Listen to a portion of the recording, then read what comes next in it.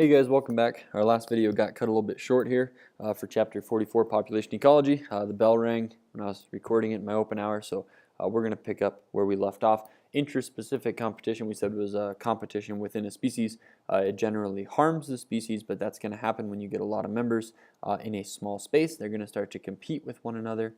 So there's the wood duck not having a very good habitat naturally.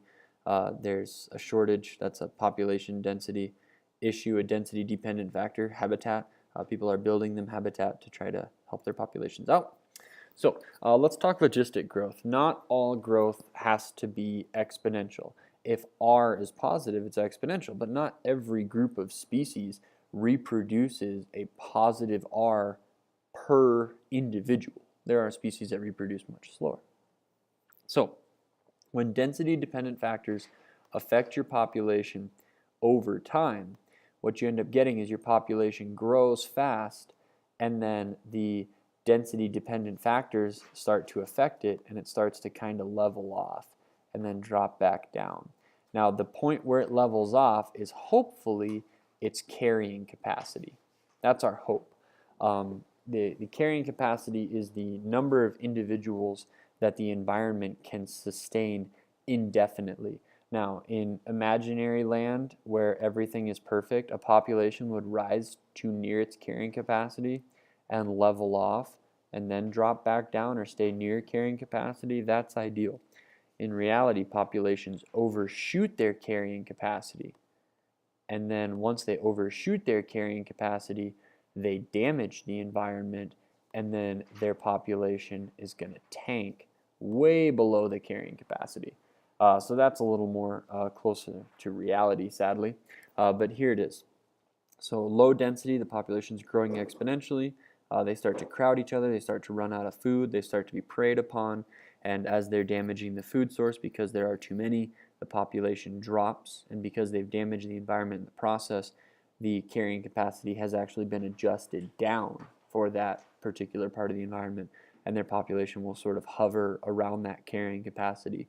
And there are some examples where the population has just completely tanked.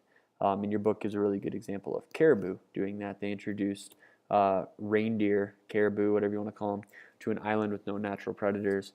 The population exploded, and they ate all the grass. They had a hard winter, and the population tanked. Not tanked like it'll recover next year. It tanked like zero.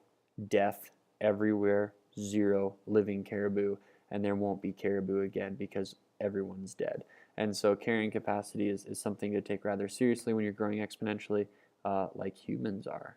So logistic growth equation best describes logistic growth. There's growth, population growth per unit time is equal to R, that's our per capita growth rate, times the number of individuals, times the proportion of resources not yet used, which is our carrying capacity minus the number of people that we have divided by the carrying capacity.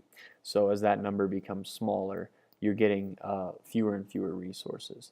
So at carrying capacity, we really don't want to add any individuals because they would be overtaxing the resources the environment would have to sustain us with. And carrying capacity depends on a lot of things. Species, the environment, all of these things can change over time. The weather and the climate has a huge impact on carrying capacity. So then there's factors that are density independent. It doesn't matter how many of you there are. An earthquake or a volcano or a flash flood is going to kill everything there. If that population was 10 deer, the volcano killed those 10 deer.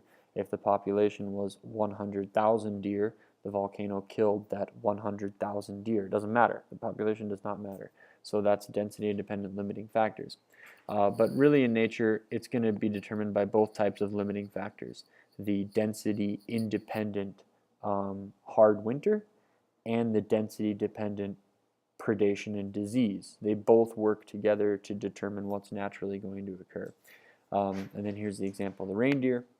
The population grew exponentially, then it crashed during a hard winter, combined with the population size that had over-exhausted the resources, and the numbers are in your book, but I think it went from like 40 reindeer to some stupid number. I don't have the book with me, but it was, you know, in the hundreds of thousands on this little tiny Alaskan island, and then eventually it went down to 0, and now there are no reindeer there.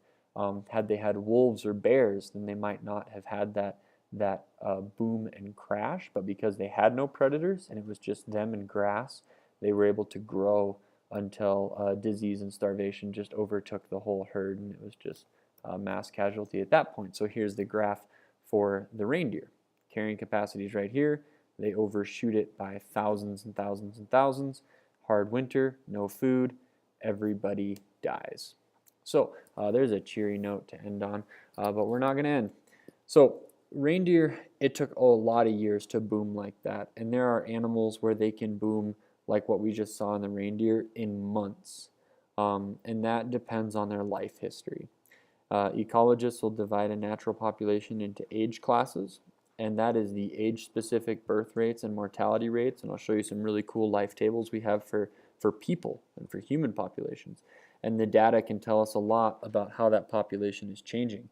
Some countries, developing countries, are growing rapidly. Some developed countries are shrinking rapidly. Canada, for example, does not have a birth rate to make up for its death rate, and if it were not for immigration, Canada would be shrinking in its population. Many European countries are either leveled off or shrinking. The United States is at 2.1 births per couple. We are leveled off. The shrinking should happen really any year now. People are having fewer and fewer children because that's what happens as countries develop. So the data can tell us about how the changes might affect the population's number, and we can plot a survivorship curve, which is really cool. It tells you from birth to death what percentage of the population is left. And so here's a life table for an annual plant, and it's not nearly as fun to look at it as graphically, but here you have days, 0 to 63 days, 63 to 124, all the way up to 362. And none of the plants lived a full year. But you can take the number surviving in each age group, and you can look at how that population is growing. And so here you have survivorship curves. For the bighorn sheep, they take very good care of their young. So those that are going to be born are going to survive. As they age, they're going to, most of them survive into adulthood, and then once they become older adults, they all die as older adults. The lizard is a little more linear. It has pretty much the same chance of dying when it's young as it does when it's old, and their population just drops linearly. And then this one here is a desert shrub. When it throws seeds out, most of those seeds die. Like 80% of the seeds die right away. They don't find a place that's good to grow. Those who are able to put down deep roots, though, are going to survive really for a very, very, very long time. And so most of the death here occurs when they're young, the death here occurs when they're old, and the death here occurs pretty much constantly throughout the whole thing. So the environment affects the life history, of course. The individual has to invest a lot of resources to produce their offspring, and it's going to differ between species how much parental involvement and parental investment is going to be spent on those kiddos. Where species live, where conditions vary in an unpredictable manner, they normally don't reach their carrying capacity because their environment is killing them off. And so as a result, there's very little competition for resources. So deaths are going to occur mainly due to density-independent factors like floods and freezing weather, those sorts of things. So when you look at your life history, you can be opportunistic, which is basically like you get while the getting's good. Fruit flies are a great example of this. A lot of insects. You produce as many offspring as you can, as quickly as you can, because the opportunity for successful breeding may only come once a lifetime. And so lots of flies, aquatic insects, they emerge, hatch, dry off, fly, convert all their digestive organs into reproductive organs, because this is a one-time shot, breed midair, drop the eggs, and they're done for life, and they lay hundreds of thousands of millions of eggs in the creek in one shot. And in some places, dead mayflies will drift onto the road like snow. And so that's kind of one option. The other option is to take your time like an elephant, have one kid, take care of it for a few years, have another kid, take care of it for a few years. You don't make many babies, but you put a ton of energy into them. And so If you are the mayfly and you make a lot of babies when you can, that's called an R-selected species. If you're the elephant and you take very good care of your children for a long time, that's called a K-selected species. Humans, elephants, grizzly bears, we're K-selected. We don't make a lot of kids, but the ones we do, we take really good care of. Small mammals, insects, there are selected species. Fish, you make 100 kids, throw them out to the wind, whatever. Some live, some die, whatever. You made enough, it's going to be fine. That's our selected, K-selected life cycles. So the opportunistic species, short generation time, like we said with the mayfly, make yourself grow up really fast and a really small body size. Dandelions, flies, their heaviest mortalities early in life. The babies are going to die quick, like for baby fruit fly larvae or fly larvae, but that's fine. They can die quick because you laid 200 eggs. If a couple fruit fly larvae are eaten by birds, so what? There's 198 more crawling around, so they're going to be fine. Species that live in a stable environment can get close to their carrying capacity because they're competing for resources. That's mostly what's affecting them. Their environment is not so volatile that it's killing them off. They'll get closer to carrying capacity.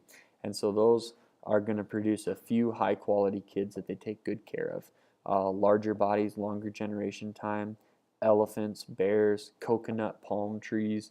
Coconuts, they don't throw 100 seeds to the wind and see what happens. They make 4 or 5 huge coconuts, which is a seed for that tree, and then those they are very, very, very energy rich. That's the coconut milk and the meat and all that stuff. That's all to feed the growing embryo inside.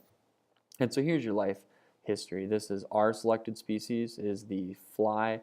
He's laying eggs in a rotten tomato, and there are just so many baby fly eggs in there because he might not have another opportunity like that to lay maggots. And this is the elephant with that single calf. That calf's going to walk with her for 2 or 3 years. She gestated it for almost 2 years. It's a ton of energy, and it won't reproduce until it's quite a bit older. And so you put a lot of energy into 1 or 2 kids, or do you put all your energy into a ton of kids and then don't do really any parenting? That's our selection in K-selected species. Cool. So that's 2 sections, and that is where we'll stop. Thanks for your time.